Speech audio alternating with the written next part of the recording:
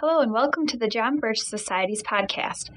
The following speech was given on the evening of October 29th, 2005 by the Honorable Dr. Ron Paul, Congressional Representative for Texas 14th District. Our next speaker is known to every one of us, I'm sure, at least in part, if not much more than that. I want to start off by telling a little story about something this man did. He's very courageous, as you know. I think he and Virginia, they get together every Monday morning and they say, what are we going to vote against this week? You know? It was back in October of 2002 that Ron Paul was a member of the House International Relations Committee. He still is in that committee. They used to call it Foreign Affairs. Now it has to be international and all this kind of stuff.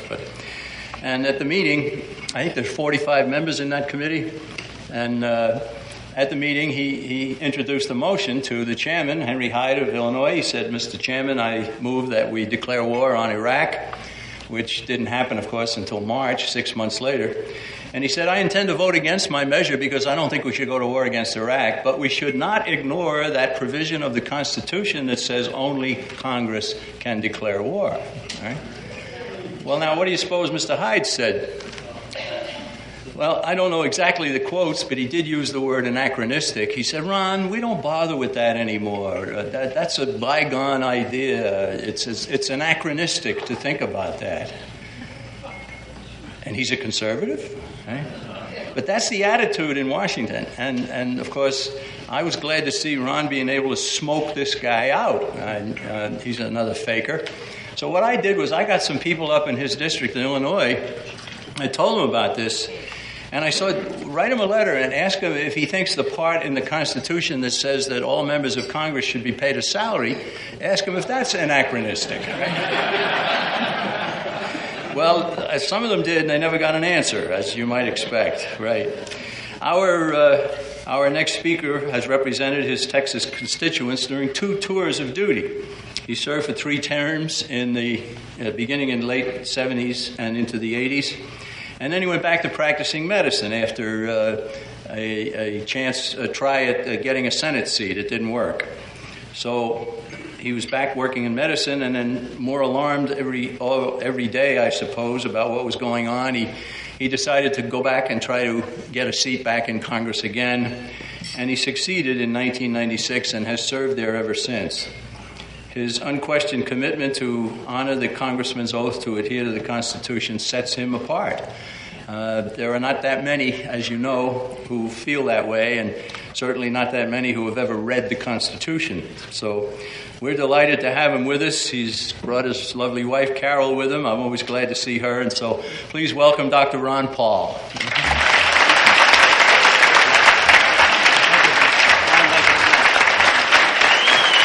Thank you.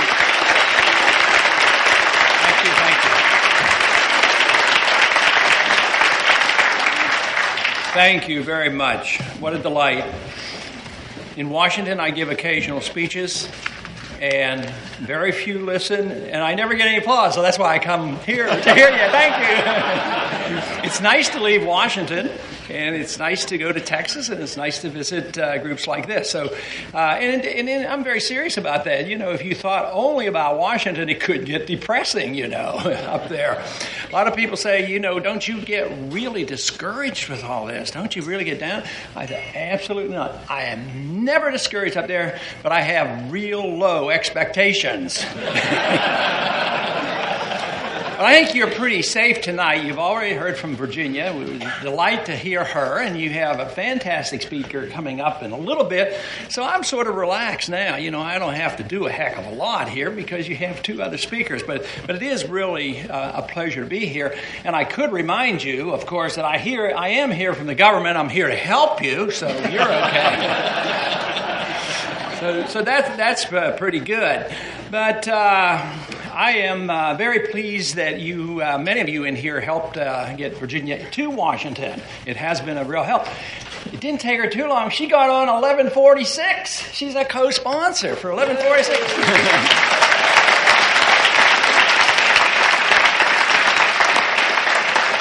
Now, she did tell you about that one vote, 11 of us. That's not very many. What's the percentage of that of 435? That's a low percentage, but she was there. But she's getting me a little bit worried because she's starting to challenge me a little bit. You know, I have a reputation up there for voting by myself now and then. And somebody did a study not too long ago, and they found out that I voted 126 times by myself between 2000 and 2004.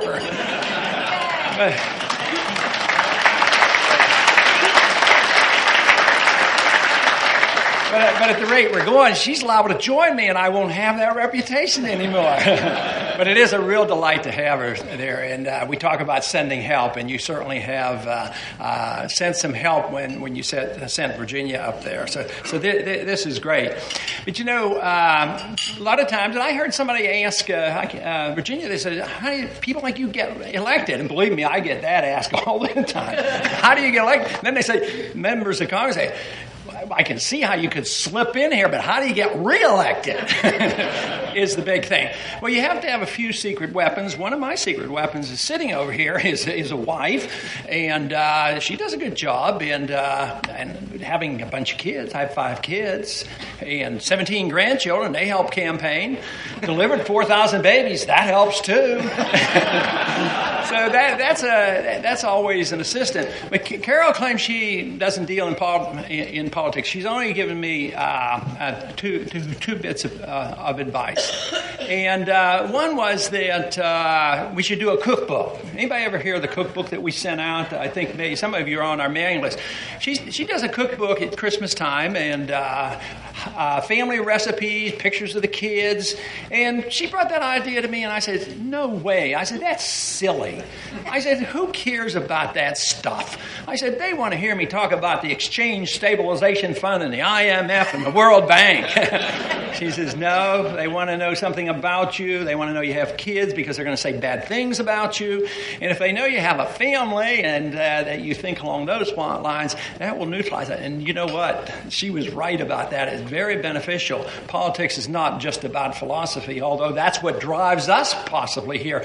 But you know, there's a lot of people that like to know what we're doing and what our families are like. But you know, she had another bit of advice, and she doesn't get involved in legislation. So she doesn't challenge me too often on my votes. But she had an opinion about this. This is a small copy of the Constitution, a small booklet of the Constitution. The Constitution is small, and she told me once, she says, why is it that you guys in Congress can't write legislation as clearly written as this little booklet? She thought that for anybody to be passing laws, the laws ought to be as simple and clean, straightforward as the way the Constitution was written. And you know, if you think about that, if we wrote things like that in Washington so that everybody in the country could understand it, and the members of Congress could actually read it, and the members of Congress understand it, wouldn't that be a miracle? That would be fantastic. That's not the way it's done. It's done in a conniving manner. I'm always convinced the most important things ever passed in the Congress never gets open debate. It usually gets stuck in at the last minute in a conference report and buried, and you really have to have good staff to dig that out to let the member know what's going on, because there's no way we can keep up as individuals. Staff is very important. And I became a new member twice, in the 70s and in 97. And I had the same rule for both of them, both times. Because you get hundreds and hundreds of applications. Because a bunch of members leave and retire, and these guys that are on the Hill, they need jobs. So you get stacks and stacks of applications. And then you have other applications of people who had not worked on the Hill. Now, I had this is just personal with me. My rule was anybody who had any Hill experience, I just pushed them aside.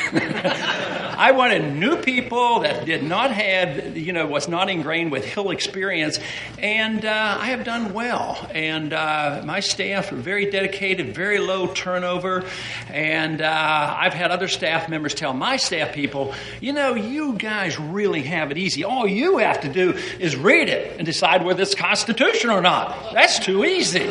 He says, we have to weigh it, read it, and then weigh it. On this hand, it means this. What does it mean to our supporters here? And they go through all that, and they agonize over this. And it would be nice if my staff could read every single word of every bill, but they can't.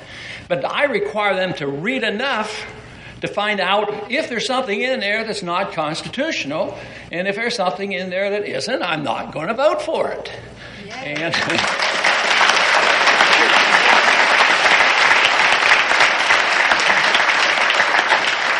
it actually sounds like a tough job to keep the staff going and reading such detail, but you know what? They don't have to read very far. They get down one page or so, and they find out, oh, there it is. So, the Patriot Act was one of the worst pieces of legislation, the way that was passed.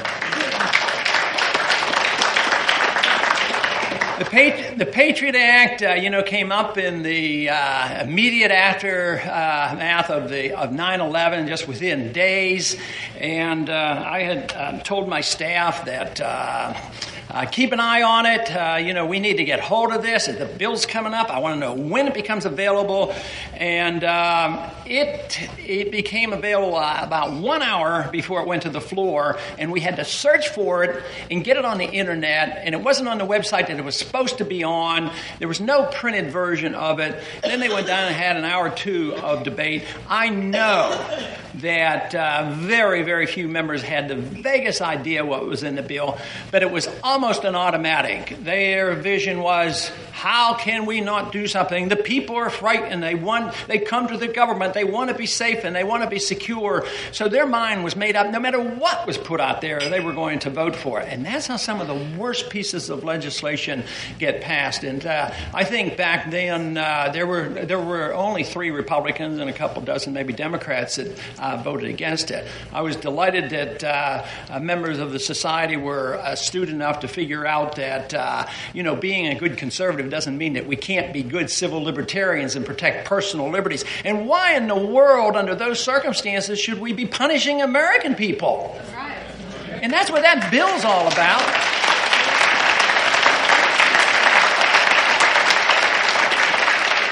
And the Patriot Act is in the process of getting passed again and strengthened. They've already come up with the national ID card, putting all those regulations on the driver's license, and they have given the power to the Secretary of Homeland Security to put anything they want or he wants on the chip in the driver's license. He has the authority without ever going back to Congress. So they can put radio frequency identification on every driver license in this country connected with your driver's license and your Social Security number. And just this month, they're starting radio frequency identification on all passports, which means that when you have this, that you don't even need to take your passport or your driver's license out of your wallet. They can read what is on that where you are. And, when they think about this idea that you can know where your automobile is just about any time with all the satellite transmissions and all, I mean, we really have a job to be alert to taking technology that is very beneficial and helpful to us and allowing it to get into the hands of government. And that's going to take a tremendous amount of work and effort. But, being in Congress does have to be a little lighthearted at time, or it will get you down. But, I found a light moment not too many weeks ago that we had a piece of legislation. And do you know that every once in a while they do things in Washington by partisanship, and it's political? Have you ever noticed that? Well, the Democrats have been annoyed with the Republicans. Not on philosophical reasons. I don't know why they should complain. Republicans are doing everything the Democrats want anyway. But it's a matter of wanting to have power. And yet they've also been annoyed because they don't think and this is even before the recent indictments and all, they have always resented the fact that they don't think they get the people in the administration to answer clearly enough when they're before the committees. So the Democrat had an interesting amendment I think it was on justice bill or something. So they come up, and the amendment was very challenging. It said that we expect that anybody in the administration, when they testify before the Congress, they should tell the truth. And the Republicans said, "Oh, this is terrible. This is terrible. We're trapped. Maybe it'll pass by voice vote and we won't have to vote on this." So the Republicans said, "Okay, we'll let it go." So it passed on voice vote. And the Democrats said, "No way. We're going to get a recorded vote on this. We're going to make them admit this, So the voice vote came up, but the Republicans were trapped because if they voted to do this meant that the administration had been telling lies all along. And otherwise, then they have to take, the other position was, well, you don't have to tell the truth. But the Republicans won that vote. They still don't have to tell the truth when they testify before the Congress. On another piece of legislation, a creative Democrat came up with the idea that because of the way we went to war, and it was mentioned in the introduction how annoyed I was about the process, he said that the amendment said that if the president decides to go into another country, that he cannot do it unless he conforms to Article 1, Section 8 of the Constitution, which, of course, would be the war powers. And that only got 128 votes, saying that if the president wants to go to war in an additional country, that you should obey Article 1, Section 8. Rice, just this last week, said that before the Senate committee, she said that the president already has authority to wage war against Syria without coming to the Congress because of the powers given after 9/11 as well as the authority to go into Iraq. I mean, that to me is really up high on the list of the importance of the Constitution. What happened during the Revolution was to take the power to wage war away from the executive branch, away from the king, and put it as close to the people as possible because it's so serious.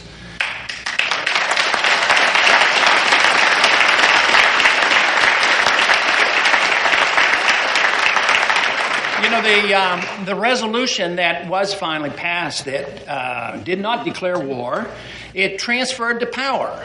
It was unconstitutional to do this, but by majority vote, the Congress transferred the power and authority to go to war from the legislative branch to the executive branch, and it said it did not tell the president he had to go to war. It didn't tell the president he couldn't go to war. It didn't tell him the circumstances. It just said, if you think it's important, go to war if you have to. And, of course, 6 months later, he did. But they gave two specific points on why we should give him this authority. The first one was because our national security was being threatened by Saddam Hussein. Now, just think about that. Yeah, he was really threatening us. What was he going to do, invade us with tanks or send a missile?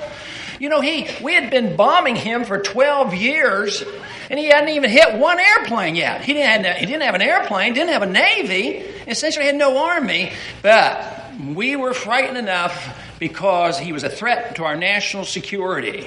He might have been a threat to somebody's oil well or something like that, but he wasn't a threat to our national security. But the second reason, it was because we had to make sure the UN resolutions were enforced, lest the UN lose credibility.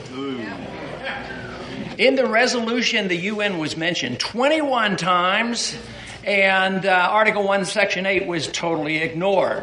So we're well along our way toward internationalism, where we are doing the bidding of the internationalists. And, of course, the project you're working on now, FTAA, the one we just almost won, should have won, CAFTA.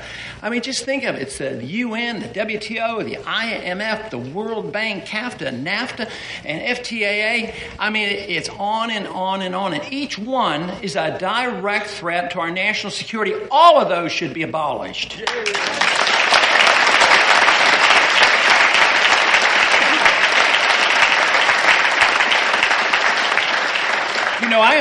I'm confident that even within this room, we might have some disagreements on trade policy. What the tariff should be on which countries and whatnot. But the Constitution is very clear. The administration does not have the authority to design trade policy. It's a congressional function.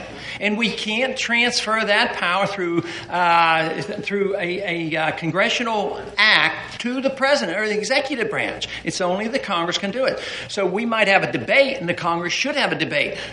Who should have the tariffs or whatnot? I happen to think free trade is a pretty good idea. I like to have as much free trade as possible, but I detest both the attempt through these organizations, which I see as an attack on sovereignty, but I don't even think they're free traders. They're a bunch of, and they're pseudo-protectionists. They go to the WTO to get protection, so they're not even true free traders, because I think sanctions on certain countries are what aggravates things. The founders were very clear about this. They wanted us to be friendly with countries and trade with countries and get along with countries and travel. But they didn't believe that we should send our armies first and trade second. The armies, matter of fact, they didn't even believe in these standing armies. They tended to get us into too much trouble. But the advice by the founders was very clear, and the advice that we should take today is stay out of these entangling alliances.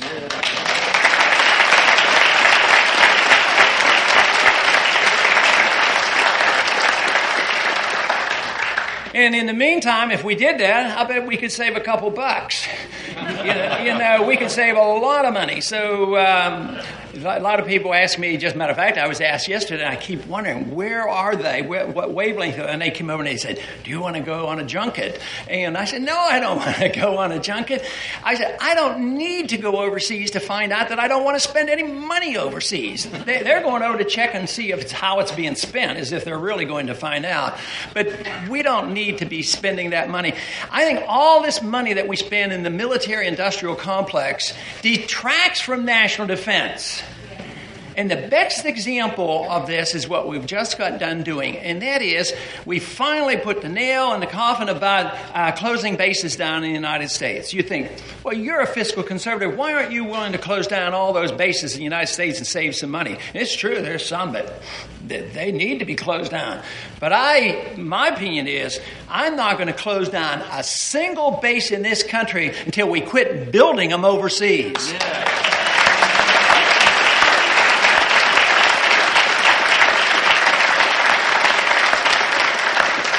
Bases in Saudi Arabia, bases in Baghdad. We're building an embassy. We condemned Hussein for all his palaces. We're building the biggest palace in the history of foreign service. We're building an embassy. It's going to cost you and us all $1 billion. 4 huge air bases, military bases in Iraq. And then they wonder why they get annoyed at us. I mean, what would we think as Americans if the Chinese came in and occupied the Gulf of Mexico and started putting bases in Texas or Florida or someplace? Do you think we'd be annoyed? But here we are, we're over there, and then we wonder, well, why don't they like us? Well, I don't think it's that hard to figure out. I just love the foreign policy of the Founding Fathers and the advice of George Washington. Just mind our own business. Besides, on the International Relations Committee, and this came up just recently again, and you're going to hear more about it because the move right now is to go to Syria. It looks like Syria will get hit next. And we're always condemning Syria. Far from an ideal country, obviously. But we're condemning Syria because, they have a border between Syria and Iraq. And lo and behold, there are openings and people sneak in and out of the border over there in Syria that haven't sealed their borders.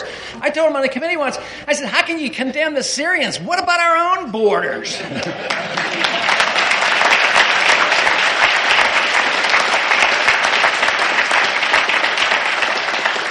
why we need to come home, at least bring the military home and start thinking about doing something with our borders. And that is a big issue. And I don't think for a minute we have to be anti-immigrant. I bet you a lot of people in this room have had ancestors that were immigrants at one time. So we can't be anti-immigrant. But boy, we can start talking about something wrong. I had a bill, it was passed, I think I even got it passed on the House floor, and it said the nations that were listed as terrorist nations, potential terrorists, and that they could not have any students come in from that country unless they got a special waiver from the Secretary of Department of Defense. It wasn't an absolute, but it just said, whoa, why are we letting these people come in by the hundreds into our country from countries that we've already declared as terrorist countries? And it passed in the House, and this is what happened in the conference. It was wiped out. It was taken out, and they said, well, we don't want to offend people, and yet our leadership, Republican leadership in the Congress as well as the administration, did not want that in there. That is one. I have several items that I talk about when I talk about immigration. One item is I'm absolutely opposed to amnesty. That's one thing I don't think we should deal with. But also, I think if you give illegals an incentive to come in, you'll get more of them. And we have too many incentives. One is that I don't think there should be ever a federal mandate on any state to finance any welfare program for any immigrant. Medical care and health care, it's going to bankrupt this country. Another little thing that I would do is some people claim we wouldn't have to change the Constitution. I tend to think that we probably would. But anyway, I think it's time that stepping across the border and having a baby shouldn't give them automatic citizenship.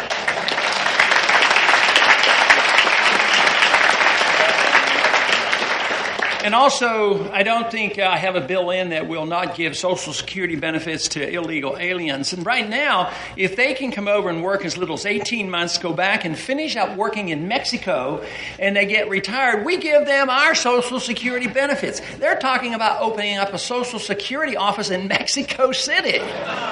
I mean, that's how insane it is. But it's all because we don't want to offend, and all because of this movement toward internationalism, of having one world government and blending and getting rid of the boundaries. So this is one thing that Bush suffers the most from in the Republican base on immigration, but I haven't heard him budging much on that. And yet the sentiment of the American people are pretty tired of this.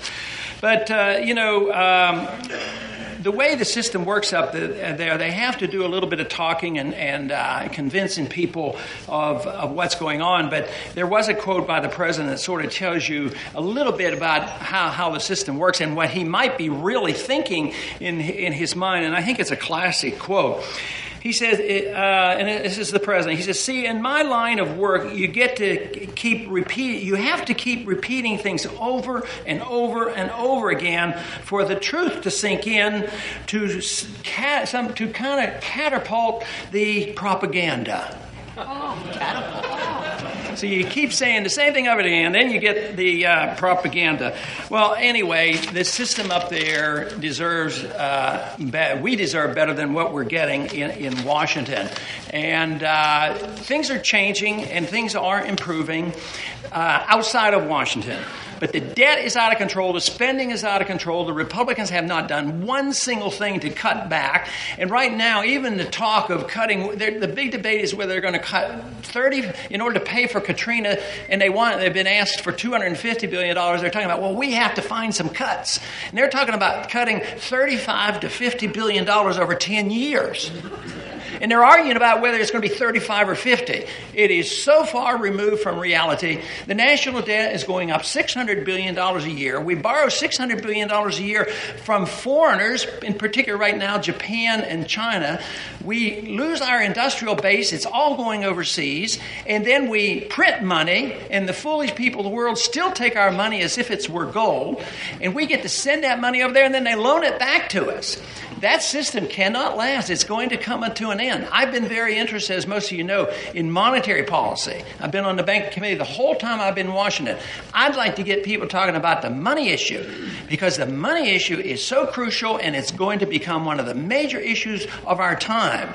And this is the reason why, if we look back at the Constitution and look back at what we have been told to do, it's not too hard to figure out what we should do. It says gold and silver should be legal tender, and we should not have a Federal Reserve System.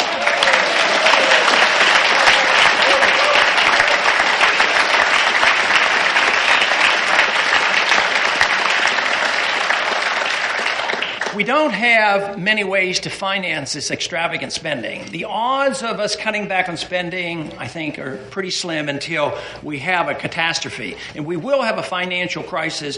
Bernanke is not going to save the inflation that Greenspan has orchestrated and all the bubbles that he has created and held things together. Bernanke has made the statement that he loves printing press money. He says it's a fantastic investment. He says you can print unlimited amounts of money, and you can generate good inflation. If you have to, you can drop the money out of helicopters. So that is how far he is removed from the idea of sound money. The reason sound money is so important, and it was to the founders, the founders had gone through the example, the runaway inflation of the continental dollar. It went to zero value. And the sound money is a restraint on big government. It means if you don't like runaway welfare spending, and if you don't like runaway international warfare spending, you have to have a gold standard, because governments have to tax for what they spend, and there is no way the economy could survive, or the politicians could survive, if they raised taxes by $600 billion for this year's expenditures. It's not going to happen. Matter of fact, the market doesn't even tolerate the borrowing. We tax so much and then we quit. We borrow so much and then we quit, because otherwise the interest rates are going to go up. So the Fed is there, the magical Fed. So we spend the money, and then the Fed prints the money, and the politicians get credit. Yes, they complain a little back home, and they say, oh, there's a lot of pork barreling going back home. But believe me, they're intimidated in Washington to believe that if they don't vote for those boondoggles, they're not going to get reelected. And the convenient method of doing this is just printing the money. And this is why we have it. And this is why in 1913 it was introduced, and finally it was totally destroyed by 1971, and we've been on a paper money standard since. We have now lost 96% of the value of the dollar from the time the Federal Reserve was introduced. And it's going to continue to go down, and the end stages of a paper currency is unpredictable, and sometimes it's rampant. When the dollar goes down rapidly, that means prices go up rapidly and interest rates go up. And I think we're probably in the early stages of that. This should not be frightening to us, because we know it's coming and we should be prepared for it, and it should be an opportunity for us to know what we ought to do. And then we ought to be talking about freedom and liberty and the Constitution and the work that the Birch Society has been involved in so long, because our time is coming for our views to be acceptable and have an influence on this country.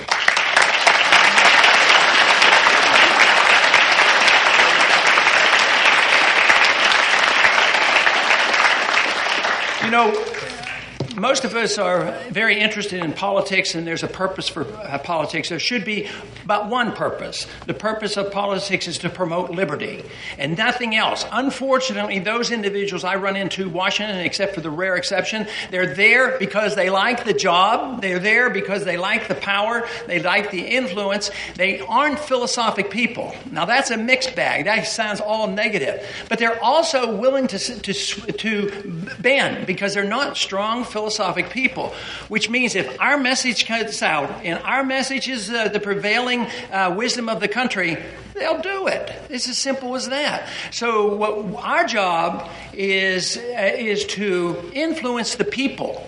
And that is not an unbearable task. This is why the Birch Society has been so important over the years. And that is, they understand, the society has understood how important education is, but they don't give up on the political part of trying to influence our member of Congress. And they have targeted the right body, and that is Congress. Congress itself, especially the House of Representatives. Representatives. When the people change, the House of Representatives will change, and the country will change. And the opportunity is coming. Our problem in this country is that we have accepted the notion that government assumed the responsibility that individuals should have. Liberals have assumed the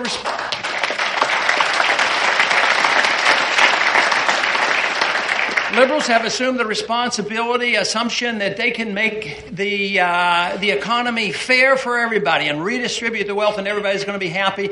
And I give most of them the benefit of the doubt that they're well motivated, but they don't understand a thing about the principles of liberty, and they don't understand anything about economics or human nature. But they would like to use force of government to redistribute wealth, and it doesn't work because it drives down production. But too many conservatives are going to be interested in teaching people what they should do and how they should take care of their bodies and what should they eat and drink and smoke. And that's a personal thing. We have a drug war going on. It's been going on for 30 years. It has been a total failure. We spend $69 billion a year designing a program of prohibition that we should have learned didn't work in the 1920s. We need to get rid of that war too. But when we allow a government to assume these responsibilities in economic or personal liberties or internationally, what happens is that we pretend they know what is virtuous and what should be our striving for excellence. Virtue and excellence is the goal of being a free people. That can only come from individuals. It can't come from government. Anytime a government tries to do this economically or in a personal sense of trying to make us better people or a better economy, they can only do it with an attack on personal liberty. And that's why it always fails. This is why it is so important to know what we're striving for, and that is individual liberty. We are important as individuals for a very valuable reason, and that is our life and our liberties come from our Creator and not from our government.